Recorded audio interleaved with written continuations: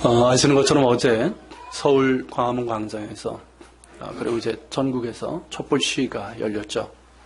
당초 이제 5만 명 정도를 예상을 했는데 서울에만 모인 수가 20만 명에 육박을 했고 전국적으로 30만 명에 해당된답니다. 그러니까 예전에도 이런 게 있었지만 이번에 좀 다른 게 뭐냐면 정치적으로 이제 뭐 보수도 있고 진보도 있지 않습니까? 중도도 있고 그게 망라하고 다 참여를 했다는 거죠. 그리고 거기 참여하지 못했지만 거의 대다수의 국민들이 거기에 동조를 하고 있다는 거죠. 왜 그럴까요? 왜 이렇게 거리로 나오고 거의 대부분의 국민들이 이토록 분노를 하는 걸까요? 그러니까 이전의 정권 비리와는 성격이 다릅니다. 예전에 뭐 단순한 권력형 비리, 측근 비리 이런 건 계속 있어 왔어요. 그런 것이 아니라 영생교라는 사이비 교주의 후계자이고 무당인자와 그리고 그를 둘러싼 자들에 의해서 자양된 국정농단이기 때문입니다. 그것도 한나라의 대통령 아닙니까? 한나라의 대통령이 그런 무당 같은 자에게 사로잡혀서 꼭두각시처럼 하라는 대로 했다는 것이 너무나 화가 나고 부끄러운 거예요. 수치스러운 거예요. 그렇지 않습니까? 그냥 화가 나는 게 아니라 수치스럽고 부끄러운 거예요.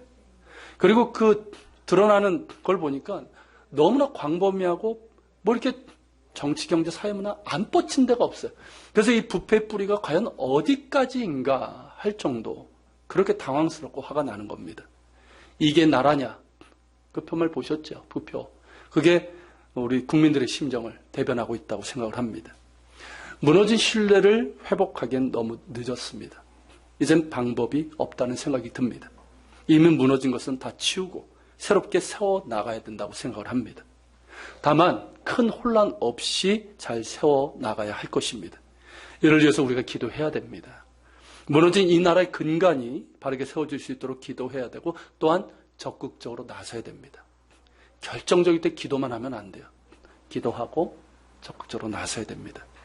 더불어서 한국 교회와 우리 자신들을 돌아보면서 우리 가운데 무너진 것들이 무엇이고 그 무너진 것들을 바로 세우는 노력이 따라야 됩니다. 왜냐하면 지금 이 사건과 한국 교회가 무관하다고 할 수 없기 때문입니다. 그렇지 않습니까? 자, 지금 각계각층에서 시국 선언을 하고 있고요. 그리고 많은 목회자들 역시 이 시국 선언에 동참하고 있습니다. 이틀 전에 보수 교단의 목회자 114명이 시국 선언을 발표했어요.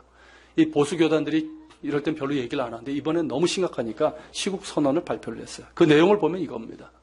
모든 문제의 핵심은 박근혜 대통령이고 마치 이 나라를 유신시대나 제5공황으로 회귀하는 듯한 망국적인 사태로 이끌었기 때문에 헌법 앞에서 각성하고 그 어떤 여론 호도도 멈추고 어떤 의구심도 남지 않고 진실을 자백하라. 야당과 거국적으로 합의해서 특검을 도입하라. 검찰과 사법부는 정권의 신여 역할에서 벗어나서 철저히 조사하고 다음 정권에서 유사한 사태가 반복되지 않도록 법을 따라 엄중히 심판하라. 비선 실세 국정농단을 바르게 보도하지 않고 논점을 흐린 KBS, MBC 등 공영방송은 국민 앞에 사과 방송을 하라. 전경련과 대기업도 이번 사태를 반성하고 윤리경영선언문을 발표하라. 이런 것들을 내용으로 촉구를 했어요. 당연한 내용이죠.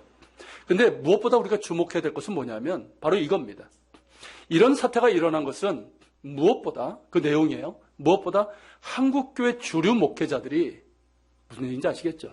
한국교회 주류 목회자들이 정치 권력과 결탁을 해서 선지자적인 목소리를 내지 못한 결과라.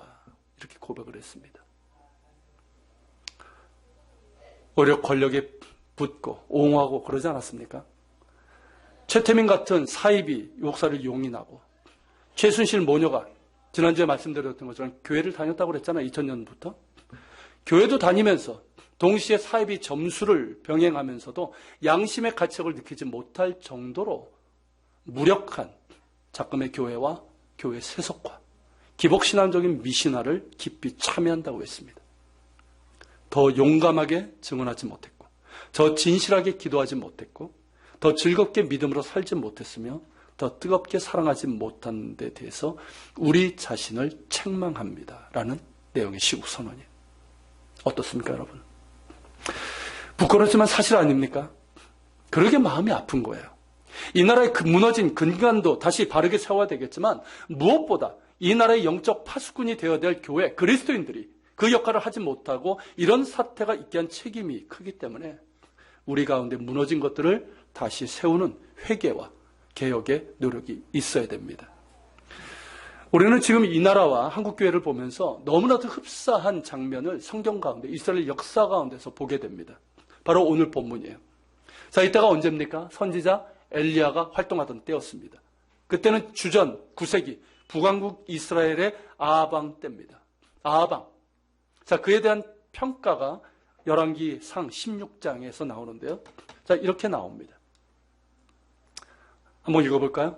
오므리의 아들 아합이 그의 이전에 모르는 사람보다 여호와 보시기에 악을 더욱 행하여 느밧의 아들 여로보암의 죄를 따라 행하는 것을 오히려 가볍게 여기며 시돈 사람의 왕 발의 딸 이세벨을 아내로 삼고 가서 바알을 섬겨 예배하고 사마리아의 건축한 바알의 신전 안에 바알을 위하여 제단을 쌓으며 또 아세라상을 만들었으니 그는 그 이전에 이스라엘의 모든 왕보다 심히 이스라엘 하나님 여호와를 노하게 하였더라. 자, 악한 왕은 참 많습니다. 근데 아합은 그냥 악한 왕이 아니죠. 뭐라고 되어 있습니까? 이전에 모든 사람보다 하나님 보시기에 더 악을 더욱 행하여 심히 하나님을 노하게 한 자였습니다. 그에 대한 평가는 그의 죄입니다. 세 가지로 얘기합니다. 첫째가 뭡니까? 여로보암의 죄를 따라 행하는 것을 오히려 가볍게 여겼다는 것이고요. 둘째는 시돈 왕의 딸 이방 여인 이세벨을 아내로 삼고 가서 바알을 섬겨서 예배한 것. 셋째는 사마리아의 바알의 신전을 건축하고 바알을 위해 제단을 쌓고 아세라상을 만든 죄입니다. 여러분, 이 죄, 세 가지 죄지만 사실은 뿌리가 되는 죄입니까? 뭡니까? 여로보암의 죄를 따라 행하는 것을 오히려 가볍게 여긴 이거예요. 여러분, 이게 뭘 얘기하는 걸까요? 여로보암의 죄, 이게 뭘까요? 자, 여로보암은 어떤 사람입니까?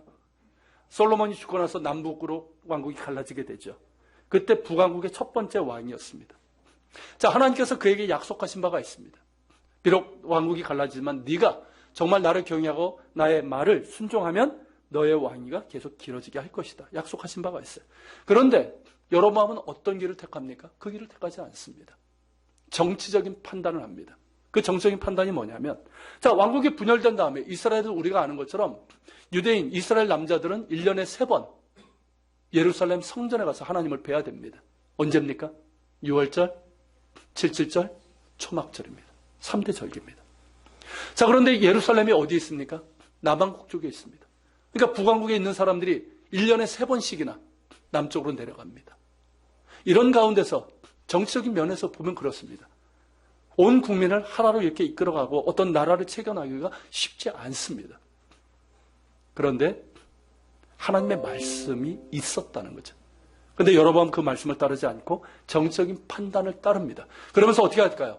예루살렘 성전을 대신할 성소를 자기 땅에 세웁니다. 어디에다가? 북쪽 단에다가. 그리고 맨 아래쪽 베델에. 그러니까 북쪽에 있는 사람들 어디로 가라? 단으로 가고, 사마리아 산지에 사는 사람은 어디로? 베들로 가라는 거예요. 예루살렘으로 가지 말라는 거예요. 자, 여기까지는 어느 정도 이해할 수 있습니다. 자, 그런데 그렇게 성소를 만들어 놓고 뭘 거기다 갖다 놓습니까? 금송아지를 갖다 놓습니다. 왜일까요? 자, 성소는 예루살렘 성전처럼 이렇게 만들 수가 있습니다. 그런데 결정적으로 만들 수 없는 게 있습니다. 뭘까요? 언약궤예요. 여러분, 성전이 성전인 것은 언약궤 때문이에요. 언약궤는 하나님의 임재와 영광의 상징입니다. 그게 있기 때문에 성전인 거예요. 이게 없어요. 그러자 여로보암은 어떻게 합니까? 언약궤를 대신할 무언가를 만듭니다. 그게 금송아지예요. 금송아지를 떡하니 만들어 놓고 이것이 너희를 애굽에서 구해낸 여호와라. 하나님이라. 그렇게 해서 북왕국은 처음부터 하나님의 명령을 어기면서 하나님을 한낱 짐승의 형상으로 만든 것 아닙니까? 십계명을 정면으로 어긴 거예요. 하나님의 진노를 살 만한 일을 하면서 왕국을 시작했습니다. 분명히 하나님을 예배하는 성소입니다. 근데 실제로는 거기에 뭐가 있습니까? 우상이 있습니다. 이런 걸 뭐라고 얘기합니까? 혼합 종교라고 얘기합니다. 이런 혼합 종교가 처음서부터 시작이 되고, 이런 혼합 종교적인 성향이 더 헤어질 수 없을 정도로 깊어진 때가 바로 아합 때라는 거예요. 여로보암의 죄를 가볍게 여겼다. 이 말은 뭐냐면 뭐 그 정도는 약하다 이 뜻이에요. 자, 그런데 아합이 누구랑 결혼을 했습니까? 좀 이렇게 남자가 좀 못되고 좀 부족해도 부인을 잘 얻으면 좀 희망이라도 있지 않겠습니까? 그렇죠? 뭐 우리들 가운데도 좀 계신 것 같은데. 근데 아합은 어땠습니까? 그 자신도 악한데 진짜 사악한 여자하고 결혼했어요. 이세벨입니다. 이세벨은 결혼을 하면서 자기 고향 땅의 신들을 다 가지고 와서 더 온 나라를 우상 숭배로 치닫게 합니다. 수도 사마리아에 하나님의 제단이 아니라 바알의 제단을 쌓았어요. 아세라 상을 세웠어요. 그리고 하나님의 선지자들을 많이 죽였습니다. 나중에 엘리야까지 죽이려고 했죠. 자, 이세벨. 발음은 이제 이제벨인데 그 뜻이 뭔지 아십니까? 정숙한, 고상한이에요. 그 뜻이. 그러니까 이름 뜻으로 보면 정숙한 여인, 고상한 여인입니다. 근데 실제로 그가 행했던 건 뭐였습니까? 사악하고 우상 숭배자였고 살인자였습니다. 그래서 유대인들은 이세벨이라고 부르지 않고 이샤제벨이라고 부릅니다. 이샤는 여자란 뜻이고요. 제벨이 뭐냐면 쓰레기, 거름이란 뜻이에요. 쓰레기 같은 여자, 거름 같은 여자라는 거죠. 실제로 그의 삶이 그랬어요. 그리고 이 이세벨이 죽임을 당한 후에 그의 시체가 어떻게 됩니까? 이스라엘 평야의 거름처럼 뿌려지게 되죠. 자, 이 아합과 이세벨 부부로 인해서 하나님께서 진노하시고 이스라엘 땅에는 몇 해 동안 극심한 가뭄이 임하게 됩니다.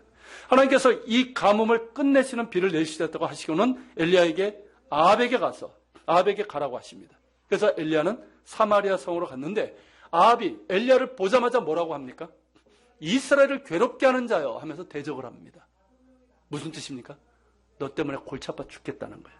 너 때문에 가뭄도 왔다는 거예요.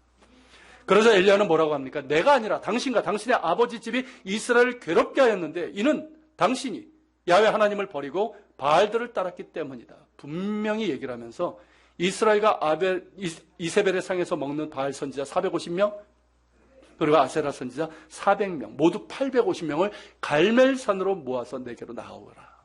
이렇게 말합니다. 그런데 여러분 아합이 몇 명의 선자들을 갈멜산으로 모았을까요? 분명히 850명을 요구를 했습니다. 몇 명만 보냅니까? 400명만 왔습니다. 왜 그랬을까요? 혹시라도 어찌게 될까봐 절반은 숨겨둔 거예요. 악한 자들이 이런 계획에 능합니다. 지금도 그렇지 않습니까? 뭔가 이렇게 잘 짜진 시나리오들을 이렇게 숨기고 있는 그런 모습이 보이지 않습니까? 여러분, 엘리야는 먼저 갈멜산으로 모인 백성들에게 중대한 결단을 촉구합니다. 그게 바로 21절이에요. 같이 읽겠습니다. 엘리야가 모든 백성에게 가까이 나아가 이르되 너희가 어느 때까지 둘 사이에서 머뭇하려느냐. 여호와가 만일 하나님이면 그를 따르고 바알이 만일 하나님이면 그를 따를지니라 하니 백성이 말 한마디도 대답하지 아니하는지라. 자, 이 촉구인데요. 보세요. 너희가 어느 때까지 둘 사이에서 머뭇하려느냐. 즉 하나님과 바알 사이에서 둘 사이에서 머뭇하려느냐. 우리식으로 하면 뭡니까? 언제까지 하나님과 바알 사이에서 양다리 걸치면서 신앙생활 할 거냐. 이 뜻이에요. 근데 여러분 머뭇한다는 것이 원어의 뜻이 뭔지 아십니까? 절름거리다 이 뜻이에요. 절름거리다. 뭔 얘기인지 아시겠죠? 자, 하나님께도 슬쩍 갔다가 그러다가 또 바알에게도 갔다가 이게 뭡니까? 절름거리라는 거예요. 자, 하나님은 이스라엘 백성들에게 분명한 길을 제시하셨습니다. 내가 너에게 명한 이것을 지켜 행하라 하셨어요. 좌로나 우로나 치우치지 말라고 하셨어요. 그럼에도 불구하고 이들은 필요에 따라서 하나님도 찾다가 바알도 찾다가 맘모도 찾다가 영적 절름발이였다는 거죠. 영적 절름발이니까 순종할래야 순종할 수 있습니까? 못하는 거예요. 이미 영적인 절름발인데 무슨 순종을 합니까? 못하는 거예요. 그런데 여러분 이런 모습이 지금 한국교회 모습은 아닌가 우려되는 겁니다. 영적인 절름발이 같은 신자들이 많은 것은 아닌가 하는 거예요. 아니, 이런 영적인 절름발이 같은 신자들을 계속해서 만들어내고 그들이 모인 그런 교회가 되고 있는 것은 아닌가 하는 그런 우려가 되는 겁니다. 분명히 우리도 하나님을 믿습니다. 그렇죠? 근데 실제로 어떻습니까? 바알에게 기웃거리고 아셀에게 마음이 뺏기고 만몬에게 정신이 다 뺏겨버린, 그러면서 우리가 신앙생활하고 교회를 다니고 있는 것 같지는 않습니까? 여러분, 바알이 어떤 신입니까? 가나안의 신들 중에 최고의 신입니다. 비를 내려주는 우레의 신이고 농경신이고 풍요의 신이에요. 자, 아세라는 바알의 부인신입니다. 풍요와 다산의 여신이에요. 자, 바알과 아세라 그 제의, 제가 한번 말씀드린 적이 있어요. 언제 합니까? 건기가 끝나고 우기가 시작되는 그때 제의를 드립니다. 자, 이들은 어떤 신앙을 갖고 있냐면, 자, 비가 오는 건 언제? 바알과 아세라가 합방할 때, 그때 비가 내린다. 그러니까 일종의 혼방을 꾸려줘야 되잖아요. 그러면 어떻습니까? 잔치를 다 꾸며줘야죠. 그러니까 아주 바알과 아세라가 먹을 만한, 좋아할 만한 음식들을 가득 차립니다. 우리나라 제사상처럼. 그리고 잘 먹고 합방하라는 거예요. 근데 비가 안 와. 합방을 안 하네. 그러면 그 다음 단계가 뭔지 아십니까? 여기에 본문에 나와요. 자, 28절입니다. 같이 있습니다.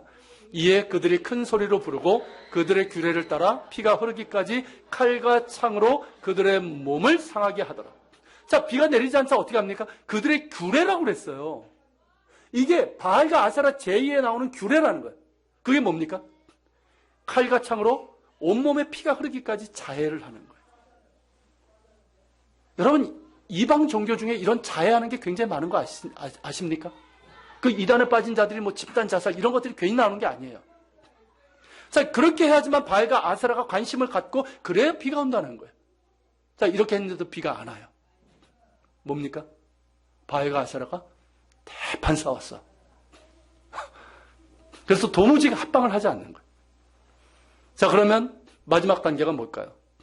사제들과 제의에 참석한 이들이 난잡한 혼음을 합니다. 그룹 섹스를 하는 거예요. 쉽게 얘기하면. 혼음제, 독주 이런 걸 마시고. 아주 난잡한 성행위가 이루어집니다. 성적인 자극을 주겠다는 거예요. 그렇게 성적인 자극을 줘서 둘이 합방하도록 하겠다는 거예요. 여러분, 이게 얼마나 음란하고 난잡합니까? 오직 이들의 관심은 뭘까요? 딴 거 아니에요. 풍요와 다산이에요. 이거밖에 없어요. 딱 지금의 모습 아닙니까? 왜 하나님이 바알과 아세라를 찍고 그 재단을 무너뜨리라고 하셨는지 이해가 되십니까? 바알과 아세라는 풍요와 다산, 부와 번영의 신이에요. 우리 인간의 탐욕과 음란이 그대로 반영된 우상입니다. 여러분, 바알이 무슨 뜻인지 아십니까? 주인이라는 뜻이에요. 주인. 바알 그 자체가 주인이라는 뜻이에요. 여러분, 바알 종교는 뭐냐면 자기 주장이에요. 내가 주인 되는 거예요. 이게 인간 종교의 모습이에요. 내가 주인 되어서 내가 원하는 것을 얻고자 하는 거예요. 내가 주인 되어서 내가 얻고자 하는 게 뭘까요? 풍요와 다산이죠. 맞지 않습니까? 잘 먹고 잘 사는 거예요. 부자 되는 거예요. 뭐 내 꿈이 이루어지는 나라? 누구 꿈인지 모르겠지만. 만몬도 마찬가지예요. 여러분, 가나안 신들 중에 재물의 신입니다. 그 재물을 신처럼 여기는 물신주의를 뭐라고 부릅니까? 만모니즘이라고 그러죠. 우리나라의 지배적인 가치입니다. 결국 여러분, 바알 종교는 내가 주인 돼서 살아가는 거예요. 여러분, 이렇게 바알 종교를 가지고 있는 사람, 이게 혼합 종교란 말이에요. 이런 사람들은 아무리 교회를 다니고 직분을 맡아도요, 결코 하나님의 뜻대로 살아갈 수가 없습니다. 왜냐하면 내가 주인 되어 있는데, 그렇지 않습니까? 내가 주인 되어서 내가 원하는 대로 가게 되어 있는 거예요. 하나님을 왜 찾습니까? 교회를 왜 다닙니까? 부자 되고 성공하고 출세하고 복받기 위해서. 여러분, 그 모습을 우리가 보지 않았습니까? 이번에 차은택이라는 사람, 제가 새벽기도 때 그 말씀으로 여러분들에게 드렸지만, 지금 이 사태의 중심에 있는 사람 중에 하나 아닙니까? 차은택, 4대째 예수 믿는 집안의 아들이에요. 모태신앙입니다. 몇 해 전에 CBS에서 간증까지 한 사람이에요. 아무리 바빠도 예배는 참석한다. 틈나면 새벽기도, 금요기도에 찾아가면서 기도했던 사람이에요. 겉보기에는 어떻습니까? 정말 신실하고 믿음 좋은 그런 청년이고 젊은 사업가죠. 참 부러움의 대상이죠. 그가 기도했던 게 그거랍니다. 크게 써달라고. 그래서 지금 엄청 크게 쓰임을 받고 있습니다. 최순실 모녀도 마찬가지죠. 지난주에 말씀드렸던 것처럼 2000년 초서부터 강남의 어느 교회를 다녔다고 합니다. 그러면서도 여전히 점집을 다니고 구판도 하고 스스로 무당이니까. 여러분, 과연 이들뿐일까요? 이렇게 하나님을 믿는다고 하지만 실제로는 자기가 주인되는 이 바알 종교를 가지고 있는 사람들, 이게 과연 이들뿐이겠냐는 거예요. 여러분, 이렇다고 한다면 이런 상황에서 과연 어떻게 하나님께서 원하시는 길을 갈 수가 있겠습니까? 영적인 절름발인데요. 그렇지 않습니까? 영적인 절름발인데 어떻게 하나님께서 원하시는 길을 걸어갈 수가 있겠습니까? 여러분, 우리는 하나님을 선택하지 않으면 영적 절름발이가 될 수밖에 없습니다. 하나님도 좋고 바알도 좋고 예수님도 좋고 만몬도 좋다는 식의 신앙생활은 필연적으로 영적 절름발이가 될 수밖에 없어요. 하나님을 선택해야 됩니다. 그래야지만 영적 절름발에서 벗어나서 제대로 하나님께서 원하시는 갈 수가 있는 거예요. 여러분, 하나님만을 선택할 수 있길 바랍니다. 결단하셔야 되는 거예요. 물론 우리가 이제 그러고 있지만 정말 한국교회가 이 결단을 해야 됩니다. 어떤 경우에도 하나님은 수단이 될 수 없는 거예요. 하나님은 유일한 우리의 목적이십니다. 할렐루야. 하나님께서 우리에게 복을 주시는 게 맞아요. 우리의 필요를 채워주시는 것도 맞습니다. 우리의 길을 인도해 주시는 것도 맞아요. 구해야 돼요. 그렇지만 하나님은 나의 욕심을 이루기 위한 수단이 아니에요. 하나님은 우리의 마음과 뜻과 힘을 다해서 우리가 예배하고 사랑하고 순종해야 될 유일한 목적이십니다. 수단이 될 수 없는 거예요. 여러분, 이처럼 죄는 자기 주장이에요. 죄의 본성은 내가 주인 되는 거예요. 이게 여러분 어떻습니까? 우리 가운데 끊임없이 올라오지 않습니까? 맞죠? 저도 그래요. 끊임없이 이게 올라옵니다. 내가 주인 되려는. 그렇기 때문에 날마다 십자가 앞에 엎드리는 거예요. 날마다 주님 앞에서, 십자가 앞에서 나는 죽었습니다. 할렐루야. 이미 죽었어요. 그걸 확인하는 거예요. 그리고 주님께서 주인 자리에 앉으셔야 됩니다. 날마다 확인돼야 돼요. 그래야지만 우리는 영적 절름발이가 되지 않습니다. 여러분, 엘리야가 이런 결단을 촉구하는 거예요. 그런데 이스라엘 백성들의 반응이 어떠합니까? 자, 21절을 다시 한번 볼까요? 자, 어떻습니까? 자, 요구합니다. 여호와가 만일 하나님이면 그를 따르고 바알이 만일 하나님이면 그를 따를지니라. 촉구합니다. 결단을 촉구하는 거예요. 그러자 뭐라고 합니까? 백성이 말 한마디도 대답하지 아니하는지라. 왜일까요? 왜 말 한마디도 대답하지 못할까? 지은 죄가 있어서? 유구무와? 뭐 그런 경우 있잖아요. 근데 그게 아니에요. 이들의 마음 상태, 영적인 상태가 그런 거예요. 그 결단을 촉구받고도 그럴 마음이 없는 거예요. 이해가 되십니까? 그러고 싶지 않은 거예요. 여전히 내가 주인 돼서 내 욕심을 이루면서 살아가고 싶은 거예요. 놓고 싶지 않은 거예요. 이것이 여러분 엘리야 때 백성들의 영적인 상태예요. 기가 막힐 일이죠. 이들이 여러분 이방인입니까? 하나님을 믿는다고는 하나님께 선택받았다고 하는 이스라엘이에요. 그런데 이들의 영적 상태는 하나님 없는 이방인들과 똑같았습니다. 어쩌다 이렇게 됐을까요? 도대체 어쩌다가 이 지경까지 됐을까요? 아니, 이들을 보는 하나님의 마음이 어떠셨을까요? 여러분, 그 마음이 느껴지십니까? 하나님께서 과연 어떠셨을까요? 단순히 진노하셨을까요? 아니에요. 아파하셨어요. 하나님은 당신의 백성들이 당신을 잊고 사는 것, 하나님을 떠나 사는 것, 하나님과 상관없이 사는 것, 이것을 가장 아파하십니다. 그런데 오늘 한국교회가 엘리야 때의 영적 상황과 다르다고 말할 수 없다는 거예요. 이것이 우리의 아픔이고 부끄러움이고 죄스러움이에요. 여러분, 한국교회는 어떤 교회입니까? 순교자의 피가 흐르는 곳이에요. 선교사들과 선조들의 피가 있습니다. 이 나라의 빛과 소금의 역할을 했던 교회예요. 희망의 빛을 주었던 교회예요. 선지자적인 목소리를 냈던 교회입니다. 자랑스러운 교회예요. 기독교 역사상 유래를 찾아보기 어려울 정도로 빨리 부흥을 했습니다. 그런데 그 유래를 찾아보기 어려울 정도로 급속도로 타락하고 말았어요. 어쩌다가 이렇게 되었을까요? 어쩌다가 한국교회가 이렇게 되었을까요? 다른 것 아니에요. 하나님과 바알을 겸하여 섬기면서부터, 하나님과 만몬을 겸해서 섬기려 하면서부터 이렇게 된 겁니다. 하나님과 바알, 하나님과 만몬 사이에서 절름발이처럼 머뭇거리면서, 그렇게 실제로는 누구를 따르고 있는 겁니까? 그렇게 머뭇거리면 누굴 따르는 거 실제로는? 하나님을 따르는 게 아니에요. 실제로는 아무리 입으로 하나님을 얘기하고 하나님께 뭐 기도한다고 해도 실제로 누굴 따르는 겁니까? 바알과 만몬을 따르는 거예요. 이런 우리를 보시는 하나님의 마음이 어떠실까요? 여러분, 하나님의 마음을 볼 줄 알아야 됩니다. 선지자들은요, 하나님의 마음을 본 사람들. 아니, 하나님께서 그들에게 하나님의 마음을 보여주셨어요. 봐라, 내가 택하고 내가 사랑하고 구원한 내 백성이 나를 떠나서 살고 있다. 내가 그들을 구원하고 그들에게 이런 은혜를 줬는데 나를 잊고 산다. 내 마음이 너무나 아프다. 이런 내 마음을 전해라. 그래서 그 죄악과 불순종에서 돌이키게 하라. 이게 선지자들의 소리인 거예요. 여러분, 선지자들은 이런 하나님의 마음을 전한 겁니다. 엘리야도 그랬어요. 여러분, 엘리야가 갈멜산에서 제단을 쌓은 행동은 굉장히 무모한 겁니다. 싸움이 됩니까, 이게? 목숨을 걸고 한 거예요. 근데 왜 이렇게 했습니까? 그럴 수밖에 없어요. 하나님의 마음을 알기 때문에. 하나님께서 그 마음을 보여주시는데 선지자로서 어떻게 합니까? 우리가 이런 하나님의 마음을 조금이라도 깨달아 알 수 있기를 바랍니다. 그래서 우리의 탐욕의 우상숭배, 불순종의 악행에서 돌이킬 수 있기를 소망합니다.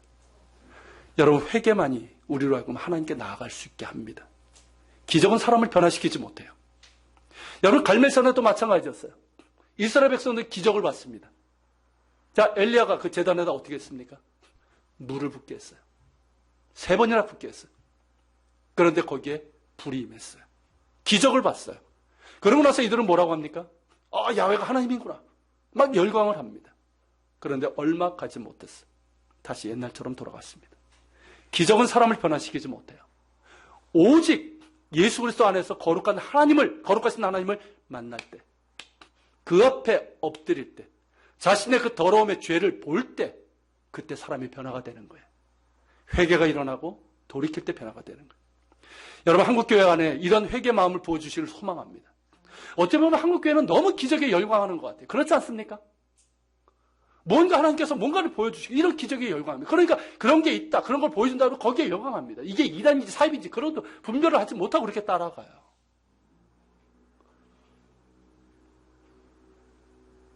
여러분, 우리 가운데 하나님께서 정말 회개하는 마음을 부어주시기를 소망합니다.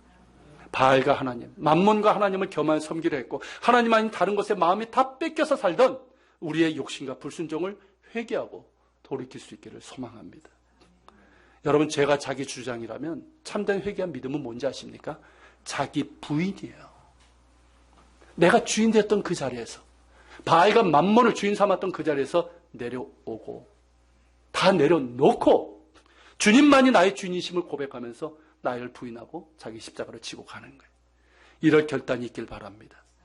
자기 욕심에 이끌려 사는 사람이 아니라 성령의 소욕에 이끌려가는 사람들이 될 수 있길 바랍니다. 만몬에게 이끌려가는 사람이 아니라 하나님의 하나님 되심을 인정하며 살아갈 수 있는 이 결단이 우리 가운데, 한국교회 가운데 있기를 바랍니다. 여러분, 우리는 그렇기 때문에 엘리야에게서 영적 회복의 원리를 볼 수 있는 거예요. 많은 사람들이 갈멜산에서 뭘만 봅니까? 이 엘리야의 전투를 봅니다. 승리를 봅니다. 뭐 드라마틱하고 멋있잖아요. 그죠? 400대 1. 근데 여러분, 엘리야는 이 전투를 하기 전에 굉장히 중요한 일을 합니다. 거기에서 우리가 뭘 해야 될지를 우리는 이제 확인하게 되는 거예요. 그게 30절, 31절입니다. 같이 읽겠습니다. 엘리야가 모든 백성을 향하여 이르되 내게로 가까이 오라. 백성이 다 그에게 가까이 가매 그가 무너진 여호와의 제단을 수축하되 야곱의 아들들의 지파의 수요를 따라 엘리야가 12개를 취하니 이 야곱은 옛적에 여호와의 말씀이 임하여 이르시기를 내 이름을 이스라엘이라 하리라 하신 자더라. 자, 보세요. 엘리야는 뭐부터 합니까? 무너진 여호와의 제단을 수축했다고 그랬어요. 자, 무너진 제단이라고 했어요. 이 말은 뭡니까? 갈멜산에 뭐가 있었다는 거예요, 원래? 여호와의 제단, 하나님의 제단이 있었다는 거예요. 그런데 이것이 무너졌어요. 버려졌고 방치됐어요. 그랬다는 거예요. 그 무너진 제단을 다시 쌓았습니다. 그것도 12지파의 수요대로 돌 12개를 쌓아서. 이 말이 뭡니까? 자신의 개인의 제단이 아니에요. 이스라엘 민족, 나라를 위한 제단을 쌓았다는 거예요.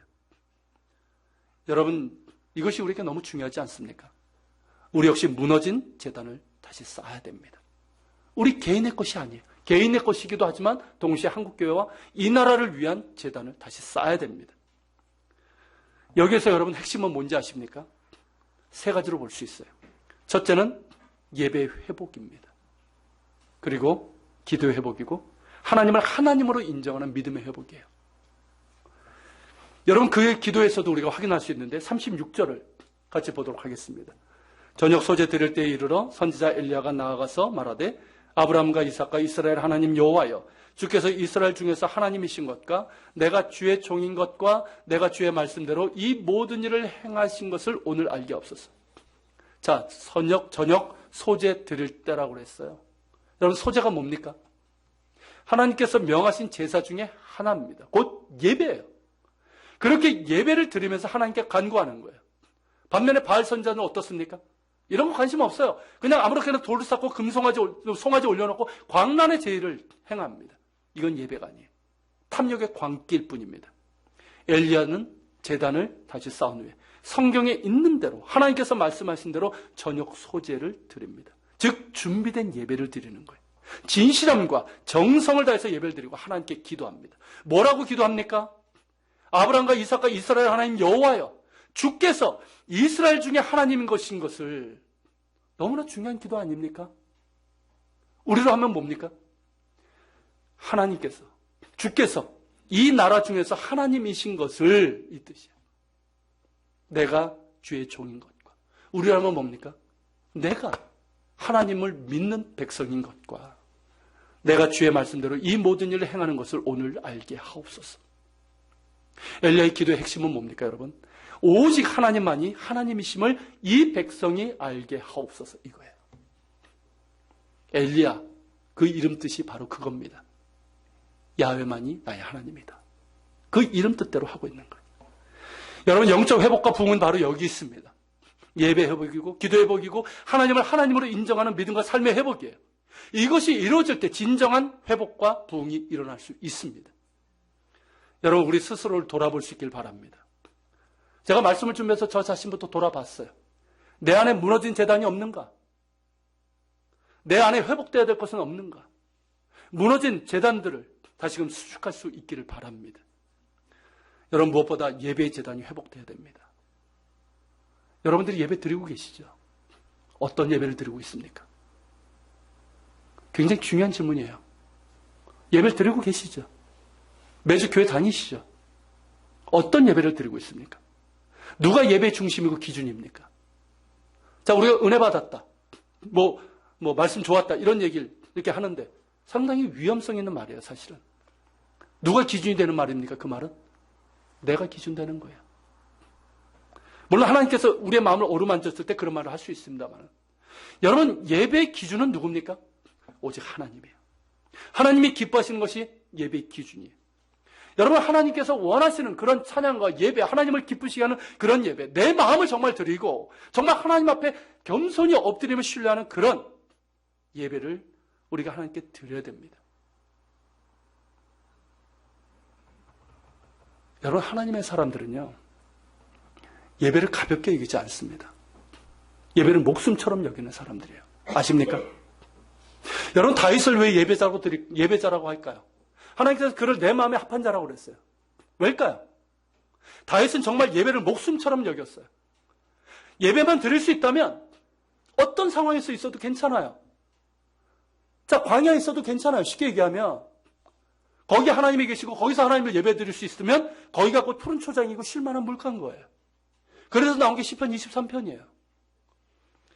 여러분 제가 몇 해 전에 그 중국 가정교회 그리고 북한의 지하교회 그 영상을 한번 본 적이 있어요. 여러분 중국 지금 좀 나아졌겠지만 여러분 이들은 자유롭게 예배드리지 못합니다. 가정교회 아시죠? 그건 뭐죠? 그 삼자교회라고 그러나? 중국에서 뭐 이렇게 인정하는 그거는 빼고 그들은 어떠냐면 성경도 제대로 못 가지고 있으니까 성경을 외워버려요.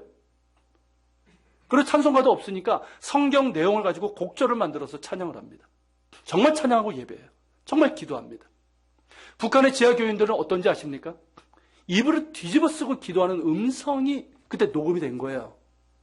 북한에서 이미 수십만 명이 예수 믿는 것 때문에 죽었습니다. 그리고 아직도 40만 명이 그렇게 예배드리고 있다는 거예요. 지하에서. 지금도 여러분 주일인데 북한에서 어떻게 예배드리고 있는지 아십니까? 지난주에 우리 지지난주에 추수감사절 때 우리 또 한 명의 탈북 학생들을 우리가 돕게 됐죠. 그 자매가 그 후손이에요. 그의 할머니가 지하교회 교인입니다. 할머니 통해서 하나님께 대한 믿음이 어머니로 그 자매에게 알려진 거예요. 여러분, 지금도 전 세계 예배 때문에 죽는 사람이 한 해에 10,000명이 넘습니다. 아십니까? 예수 믿는 것 때문에, 복음을 전하는 것 때문에 그렇게 그들은 핍박을 당하고 죽음을 당합니다. 그런데 우리는 어떻습니까? 너무 바빠요. 너무 분주합니다. 너무 편합니다. 교회도 많고요. 말씀도 많고요. 예배도 넘쳐납니다. 너무 익숙합니다. 너무 익숙한 예배, 의미 없는 예배, 형식적인 예배를 반복하고 있지는 않습니까? 제가 전에 목회하던 청년부에서 제가 부임했을 때 이 청년부가 굉장히 유명한 청년부였어요. 그 지역에서. 굉장히 영성 집회니 하면서 많이 영향도 끼치고 일도 잘하는 그런 청년부였어요. 근데 제가 갔을 때 굉장히 영적인 침체에 빠져 있었습니다. 갔더니 뭐 하고 있었냐면 청년들이 일만 하고 있는 거예요. 일만. 자, 진행되는 일이 있으니까 어떻습니까? 똑같아요. 여러분들도 똑같아요. 뭔가 교회에서 이렇게 하다 보면 주어진 일들이 있잖아요. 일만 하고 있는 거예요. 일만. 그러니까 어떻습니까? 퍽퍽 긁고 있는 거예요. 속에. 그러니까 일하면서 상처받고 상처 주고 있는 거예요. 제가 그들에게 뭐라고 했는지 아십니까? 일하지 마라. 너희 일하지 마라. 예배 드려라.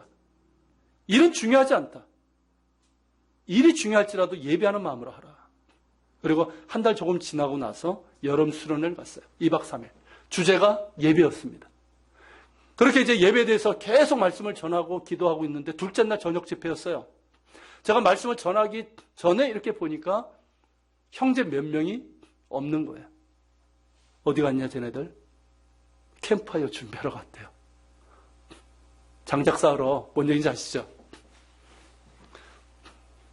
얘네들 나름대로 생각해서 한 거예요. 근데 제가 그때 너무 화가 났어요. 아니 마음이 아팠어요. 예배에 대해서 말하고 있는데 예배를 제껴두고 일하러 갔다는 거예요. 그래서 제가 뭐라고 했는지 아십니까? 청년들에게 짐 싸라. 지금 당장 서울로 올라가자. 뭐하러 여기 있니? 올라가자고 그랬어요. 진심이었어요. 근데 청년들 사이에 그때 회개 기도가 터지기 시작했어요. 우리가 잘못 가고 있구나. 예배 없이 일만 하고 있었구나. 예배 없이 일만 하면 누구를 위한 겁니까, 그게? 나를 위한 거예요. 회개하며 예배자가 되기를 간구하시겠어요. 그러면서 회복이 된 거예요. 그러면서 얼굴이 달라지고 예배 때 감사와 기쁨이 있게 됐어요. 청년부가 회복됐어요. 여러분, 예배가 회복돼야 됩니다. 정말 하나님이 기준이 되고 하나님께서 기뻐 받으실 만한 예배가 회복이 돼야 돼요. 예배 없이는 부흥은 일어나지 않습니다. 예배보다 중요한 것 없어요. 여러분, 하나님이 주인 되시고 하나님이 기뻐하실 만한 예배들이 우리 가운데 회복되길 바랍니다. 거기에 여러분 하나님의 임재가 있는 거예요. 거기에 하나님의 능력이 임하는 거예요. 우리를 치유하시고 회복시키시는 은혜가 우리 가운데 임하기를 소망합니다. 두 번째 회복돼야 될 것은 뭘까요? 기도의 재단이에요. 여러분, 한국교회는 기도의 재단이 있습니다. 맞죠? 외국에 있는 교회 목회자들이나 이런 분들이 오면 깜짝 놀라는 게 있어요. 우리나라 뭘까요? 특별히 새벽기도. 보니까 한국 사람들이 잠도 별로 늦게 자잖아요. 밤늦게까지 싸돌아다니잖아요. 그런데 새벽기도에 보니까 그렇게 사람들이 많아. 대단한 거예요, 대단한 거. 깜짝 놀랍니다. 그런데 여러분, 저는 기도의 방향성을 얘기하고 싶어요. 제가 한번 말씀드린 적이 있어요. 기도를 뜨겁게 많이 하는 것 굉장히 중요합니다. 그러나 방향성이 더 중요해요. 여러분, 무당의 기도, 불상 앞에서 드리는 그런 기도와 우리가 하나님 앞에 드리는 기도의 차이가 뭡니까? 방향성이에요. 딴 거 아니에요. 자, 무당은 뭘 구할까요? 방향성이 어디 있을까요? 나 자신에게 있어요. 내가 주인이거든. 그래서 내가 원하는 것을 구하는 거예요. 내 욕심을 구하는 거예요. 비나이다 그거예요. 그걸로 끝이에요. 근데 여러분, 우리의 기도의 방향은 누구에게 있습니까? 하나님께 있는 거예요. 자, 내 문제를 가지고 하나님께 나아갑니다. 하나님, 이런 문제가 있습니다. 하나님 궁유를 베풀어 주옵소서. 당연히 구해야 돼. 그렇지만 우리는 방향성을 누구에게 둡니까? 하나님께 두는 거예요. 그렇기 때문에 주의 뜻을 구하는 거예요. 하나님 궁유를 여겨달라고. 주의 뜻을 깨닫게 해달라고. 주의 나라와 의를 구하는 기도를 하게 되는 거예요. 여러분 이렇게 방향성을 하나님께 두고 기도의 제단들이 쌓아져야 됩니다. 여러분 기도의 제단들을 쌓길 바랍니다. 여러분 개인적으로 가정에서도 기도의 제단을 쌓아야 돼요. 제가 이스라엘에 있을 때 우리 교인들에게 영성훈련을 다 하라고 그랬어요. 1년에 성경 최소한 1독은 하자. 지금 제가 하고 있죠. 올해 들어가지고 굉장히 주춤하고 있습니다. 여러분들 불시 한번 좀 점검을 해야 될 것 같아요. 성경 1독 해라. 그리고 큐티도 하고 그리고 하루에 1시간씩 좀 기도해보자. 근데 이 얘기를 하니까 굉장히 부담스러워하는 거예요. 하루에 1시간씩 기도합시다. 우리 이제 새벽 기도를 할 수 있는 조건이 아니었어요. 그래서 이제 각자 집에서 1시간씩 기도하시라. 근데 이제 부담을 갖는데 여자 집사님 한 분이 굉장히 이걸 부담스러워하는 거예요. 이분 나중에 그래요. 자기는 기도를 날마다 한대요. 10분. 10분이 지나면 그 다음서부터는 자기가 어떤 기도를 하고 있는지 모른대요. 뭔 얘기인지 아시죠? 막 이렇게 입 따로 생각 따로 막 이렇게 졸다가도 막 이런 거 있잖아요. 근데 이분이 이제 1시간을 기도를 하라고 그러니까 순종을 했어요. 어떻게 했냐면 알람을 맞춰놓고 1시간. 그래서 이거 울릴 때까지 버텨보는 거예요. 그러니까 죽을 맛이죠, 처음에는. 머리도 쥐어박고 막. 근데 이분이 그렇게 버티면서 계속 했다가 나중에 진짜 1시간을 기도하게 됐어요. 나중에 그럽니다, 저한테. 목사님 이제 1시간 기도하는 게 그렇게 어렵지 않아요. 여러분, 기도는 기도하면서 배우는 거예요. 기도하시길 바랍니다. 이론도 아니고 세미나도 아니에요. 기도의 재단을 쌓아야 돼요. 여러분의 가정에서 기도의 재단을 쌓아야 돼요. 애들 뭐 영어 학원 보내고 이런 거, 그런 것보다 훨씬 더 중요한 게 이거예요. 여러분들이 뭐 돈 버는 거, 이것보다 훨씬 더 중요한 게 기도의 재단을 쌓는 거예요. 기도의 재단들이 있길 바랍니다. 할 수 있다면 우리나라는 좋은 게 뭐냐면 이스라엘에서는 근처에 교회가 없어가지고 그랬지만 우리나라에 교회 많잖아요. 근처에 있는 교회 가세요. 교회면 작은 교회 가서 좀 기도하세요. 큰 교회 가지 말고. 아시겠습니까? 우리 교회도 이제 다른 분들이 오시는데 작은 교회 가서 좀 기도의 재단을 쌓아주세요. 그래 기도를 하세요. 그리고 여러분 할 수 있으면 우리 교회로 나오셔서 좀 기도도 할 수 있길 바랍니다. 새벽 기도 한국교회 평균 출석률이 몇 %인지 아세요? 출석교인의 주일 출석 인원의 10%예요. 우리 교회가 거의 그쯤 됩니다. 평균 해요. 근데 여러분 더 우리의 기도의 재단을 쌓을 수 있길 바랍니다. 여러분 가정에서든 일하는 사업장에서도 마찬가지예요. 기도하고 시작하세요. 기도하면서 하세요. 그냥 하지 말라는 거예요. 그리고 기도의 재단들이 있길 바랍니다. 여러분 기도의 재단이 있는 사람에게서 하나님의 능력이 임하는 거예요. 기도의 재단이 있는 교회 하나님의 능력이 임하는 거예요. 그런 우리 교회가 되고 여러분들 되시길 축복합니다. 여러분 38절을 보시죠. 어떻게 임하는지 하나님의 능력이. 자 38절 같이 읽겠습니다. 이에 여호와의 불이 내려서 번제물과 나무와 돌과 흙을 태우고 또 도랑에 물을 핫은지라. 자 여호와의 불이 내렸다고 그랬어요. 이게 여러분 언제 있었던 일인지 아세요? 자 레위기에 보면 하나님께서 이제 성소를 만들게 하고 성막을 만들게 하고 제단을 하고 나서 처음 번제를 드릴 때 그 불은 뭔지 아십니까? 사람이 만든 불이 아니었어요. 하나님께서 친히 내리신 불이에요. 하나님께서 태우셨어요. 그리고 그 불을 꺼트리지 말라고 그랬어요. 그렇기 때문에 그 불 외에 다른 불을 쓰지 말라고 하신 거예요. 그 불을 다시 내린 거예요. 이해가 되십니까?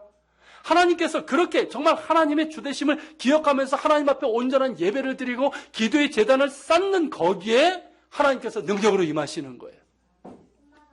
여러분들이 그런 예배를 한번 드려보시라는 거죠. 우리가 그런 예배를 드려보자는 거예요. 하나님 앞에 부족하지만 여전히 믿음도 부족하지만 기도도 잘 할지 모르지만 그렇게 하나님의 주인 되심을 인정하면서 기도의 제단을 쌓고 예배의 제단을 쌓고 가보자는 거예요. 그럴 때 하나님의 불이 임하지 않겠습니까?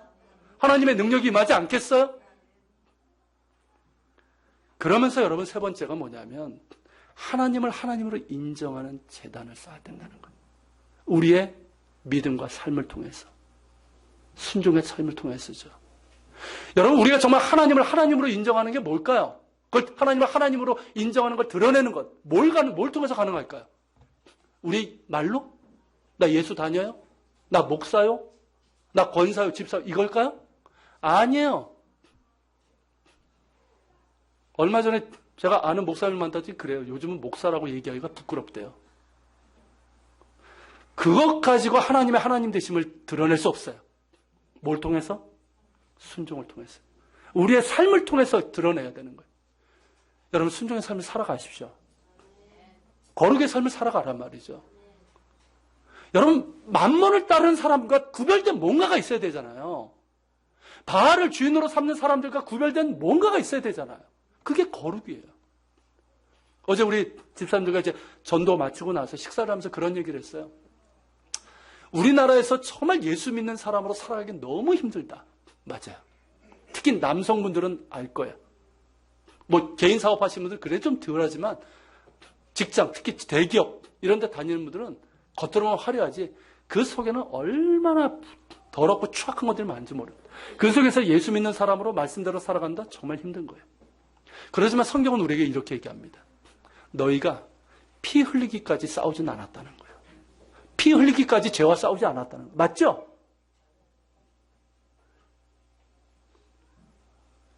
쉬운 얘기는 아닙니다. 피 흘리기까지 죄와 싸우라. 쉬운 건 아니에요. 그렇지만 그렇게 해야 돼요. 그럴 때 여러분 그게 진정한 영향력이 되지 않겠습니까? 그것 때문에 따도 당하고 그것 때문에 어려움도 겪겠지만 거기에서 뭔가가 나오지 않겠어요? 그러면서 하나님의 하나님 되심을 드러나지 않겠습니까? 그런 우리가 될 수 있길 바랍니다. 그리고 사랑합시다, 여러분. 한국교회가 너무 사랑을 잃어버린 것 같아요. 사랑합시다, 여러분.